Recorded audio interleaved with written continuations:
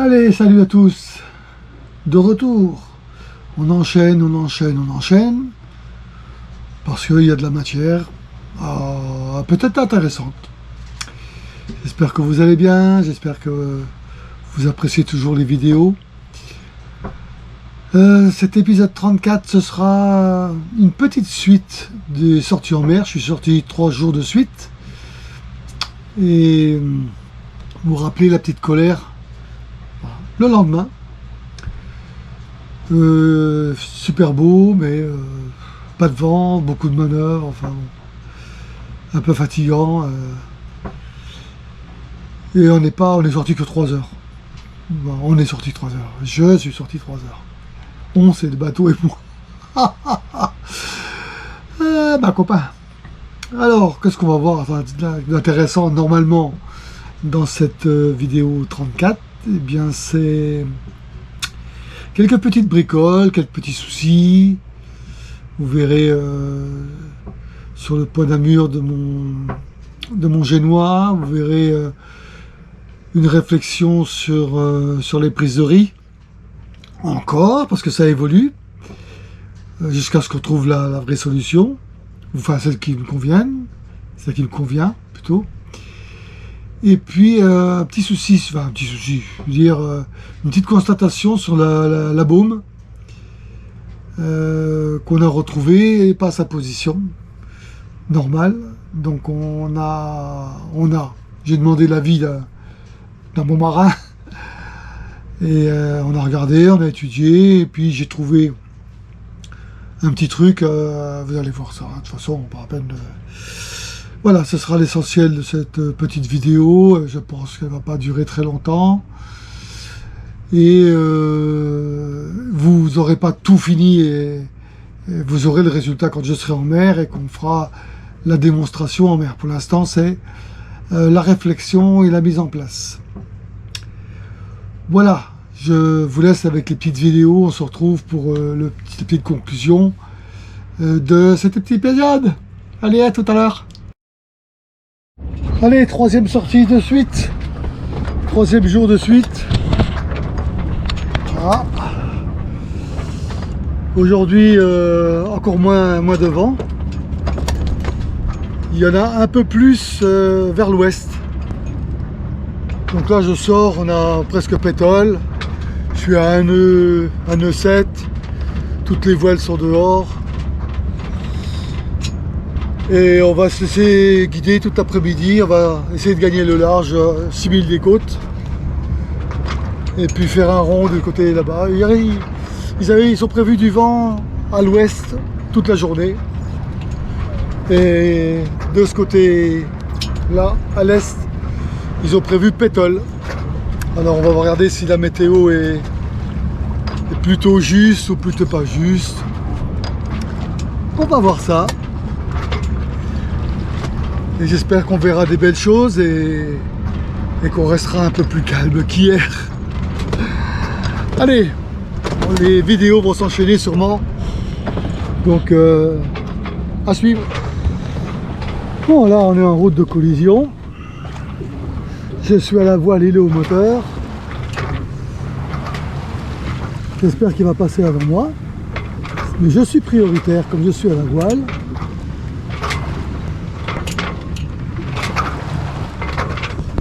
Et il faut vraiment être conscient pour ne pas changer ou pas accélérer ou... Voilà. À quelques mètres près, on passe.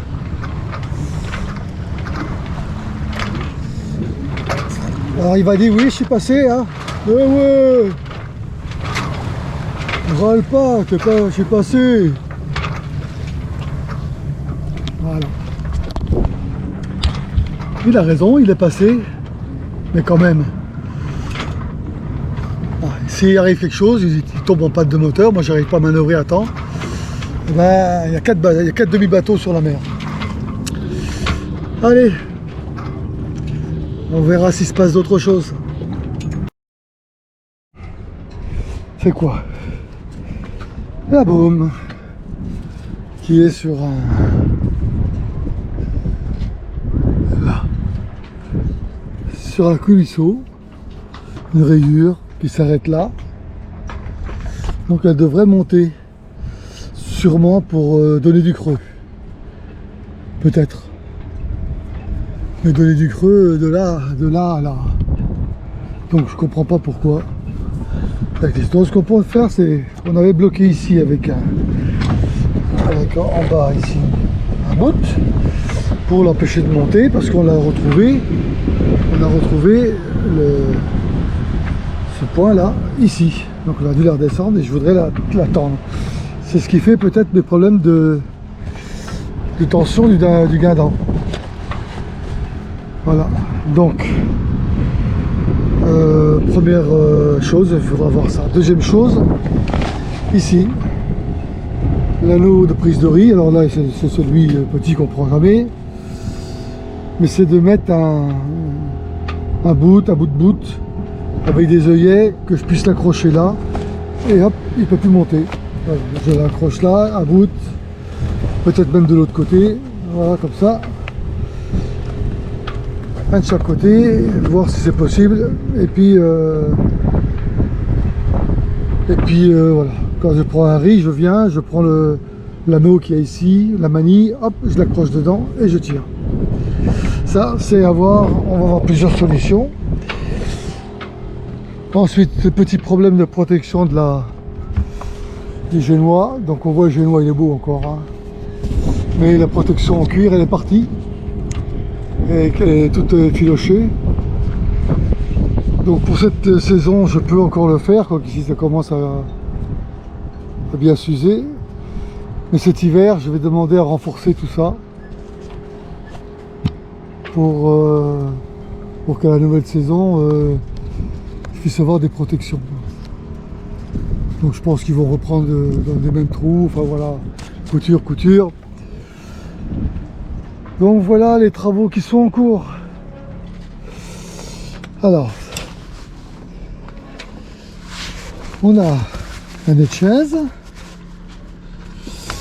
Ici, on passe dans l'année du quatrième riz, donc vous voyez, ça fait quatrième riz, ça fait quand même une belle voie là. Voilà. De l'autre côté, donc on ressort de l'œillet ici. On a un nœud de chaise et on a notre système ici, notre système accroché là. Donc je vais couper ici. Le nœud là normalement passe pas dans l'œillet ici. Donc ça peut rester le bout de bout là, le riz de fond, enfin pas le riz de fond, la bosse de riz, elle peut rester sur place. Ça gêne pas. Et moi je n'ai qu'à juste enlever la goupille, hop, et puis voilà, j'ai lâché. Bon ça, celui-là, il faut que je fasse en sorte qu'il ne tombe pas, hein. Il va l'accrocher quelque part. Donc voilà, ça me paraît pas mal. Voilà. Et voilà. Et bien je trouve pas ça, j'ai plus qu'à faire ça sur la bosse de riz numéro 2, donc la rouge, et la bosse de riz numéro 3, la blanche et verte. Deux nœuds de chaise à chaque côté, et puis voilà. Alors évidemment, normalement l'œillet là, il va là, donc je perds ça. Mais bon, quand on est à 4 riz, c'est pas grand chose. Là, j'ai tiré ma voile, elle est bien plate. Donc c'est une belle réduction d'allure. En sachant que c'est une grosse tempête, on affale tout et puis on fait au moteur. Hein. Et pour le premier riz, c'est bon. Maintenant, je vais relâcher le riz arrière. Je vais couper ici, brûler, de chaque côté. Et puis je vais lever la voile et puis faire ça sur le deuxième riz, le troisième riz.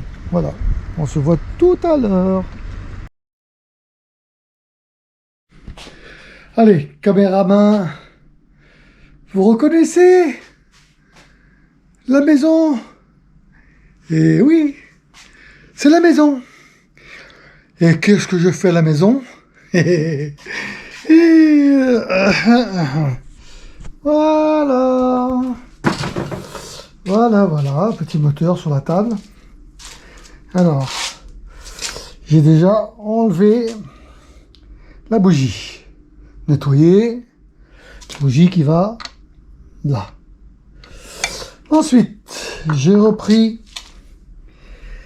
les coordonnées de ça. Voilà. Là. Ensuite, je vais vérifier les coordonnées de là. Et ensuite, voir où tout ça mène. Voilà. Au bouton ici. Le petit bouton d'arrêt là. Voir comment ça fonctionne tout ça. Parce que j'ai... Oh là là, qu'est-ce qui se passe là? Voilà, ça va mieux comme ça. La lumière qui perturbe. Parce que j'ai pas d'allumage. Voilà, là sur la bougie, il n'y a pas d'étincelle. Donc je vais tout relever. Voilà, ça fait clair, hein. Je vais tout relever et puis je vais voir si j'ai des éléments à changer.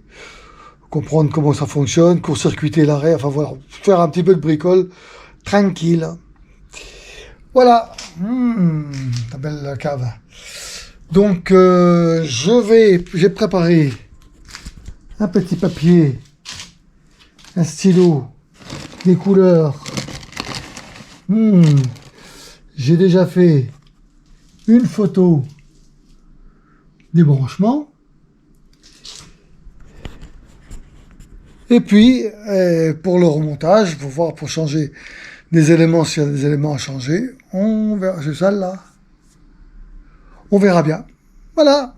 Allez, je vous tiens au courant. Alors, de retour.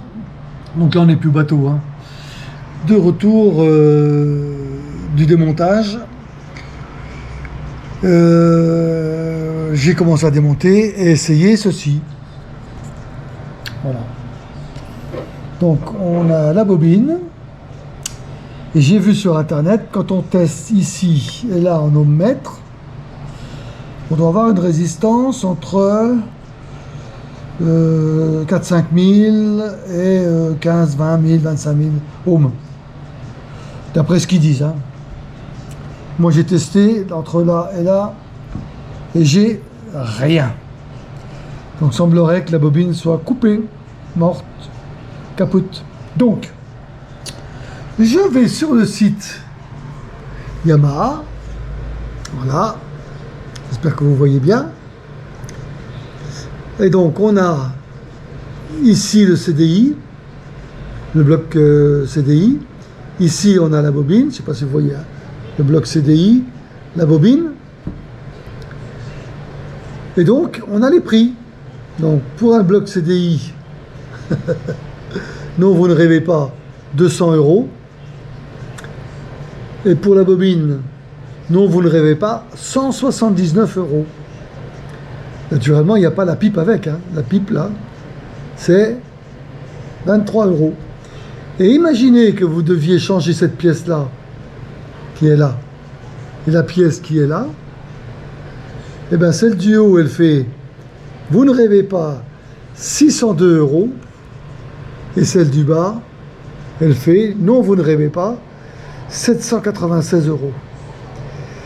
Si je change la 1, la 2, la 13 et la 17, 1777 €.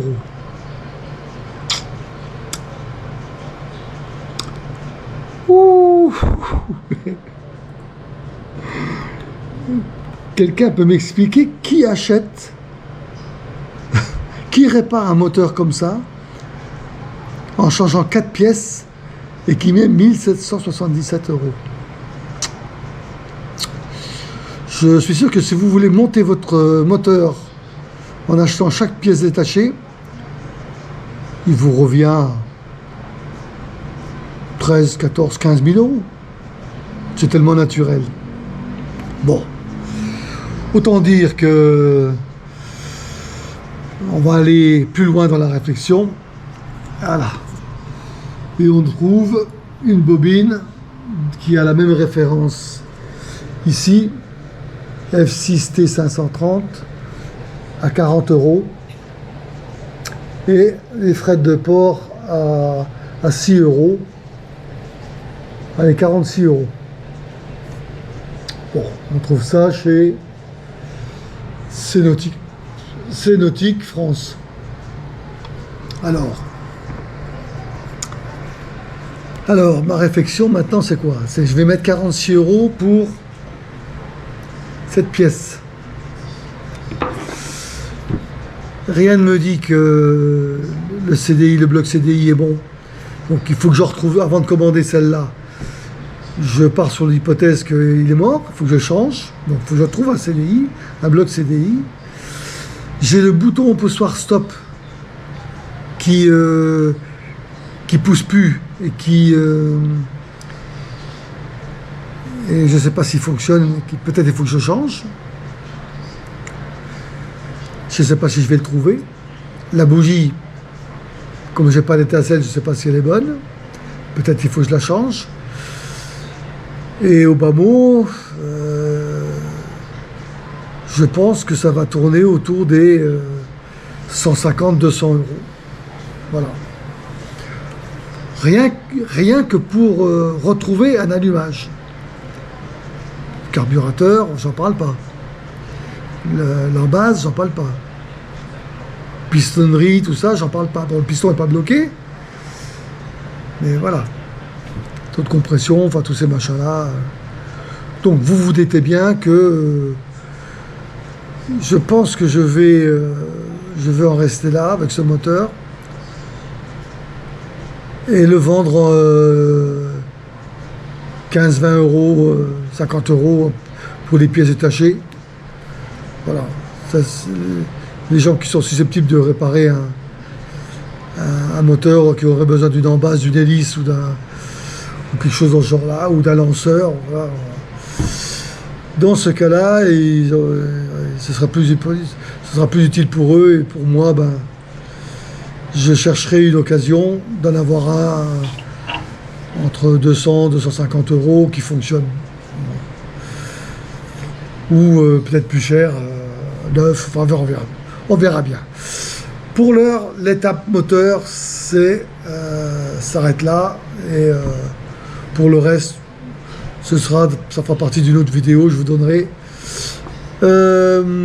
donnerai la décision que j'aurai prise d'ici là. Voilà la suite. Alors, comme vous l'avez vu tout au long de cette vidéo, pas mal de choses, hein. On a fait un peu pourri de ce qui s'est passé. Plusieurs sujets. Donc vous avez vu la sortie en mer, vous avez vu un peu un cas d'école sur priorité, voir ce qui se passe. Vous avez également vu le génois. Alors il y en a qui disent que c'est pas un souci. Pour moi, c'en est un. Quand il y a une protection et qu'elle n'existe plus, pour moi, il faut en remettre une. Tout le monde me dit, oh ben non, t'en as pas besoin. Il y en avait une, on en remet une. Donc je suis allé chez les voileux. On va se mentir pour 150 balles, je pense. Et puis ce sera fait cet hiver. J'amènerai le génois, je le récupérerai 2 mois après, avant la saison. Vous avez vu les prises de riz, donc on a fait le 4e. J'ai pas pu faire les autres parce qu'il y avait du vent. Le vent n'était pas propice à lever la voile. Et donc on fera ça la prochaine fois. En tout cas, une solution est encore en cours de validation, et on verra en mer ce que ça donnera. Je vous tiens au courant. Le blocage de la baume avec le palan, vous voyez, c'est fait. Donc, est-ce que c'est définitif? Je ne sais pas, on verra l'usage. Et puis on vous tiendra également au courant. Alors, pour le moteur d'annexe, c'est pareil. Après réflexion, bon, je crois que je ne vais pas me lancer dans la galère. Déjà dès le premier test électrique, ça commence déjà à avoir des problèmes et ça commence à chiffrer. Donc j'ai pas encore expertisé tout. Donc du coup, il est emballé et vendu. Déjà. Il est dans le carton, prêt à être envoyé. Voilà, quelqu'un le récupère pour pièces. Voilà, on me l'a donné. Je récupère un peu de brousouf. Et puis voilà. Pour cette petite épisode 34, merci donc de l'avoir suivi. J'espère que vous avez passé un petit moment agréable. Je voulais également saluer toutes ou tous ceux qui se sont abonnés, les nouveaux abonnés. 55, yes!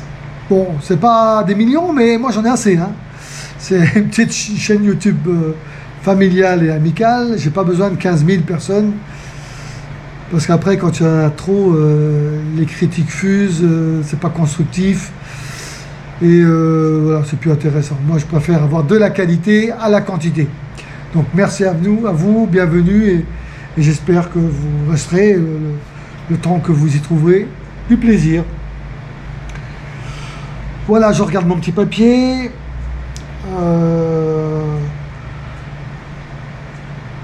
Voilà, j'ai tout est dit. Il ne faut pas rajouter plus. Portez-vous bien, amusez-vous bien, protégez-vous de la chaleur, attention aux feux de forêt. Et puis je vous donne rendez-vous, épisode 35. On ne sait pas encore ce que c'est, mais je pense qu'il va y en avoir un. Bye bye.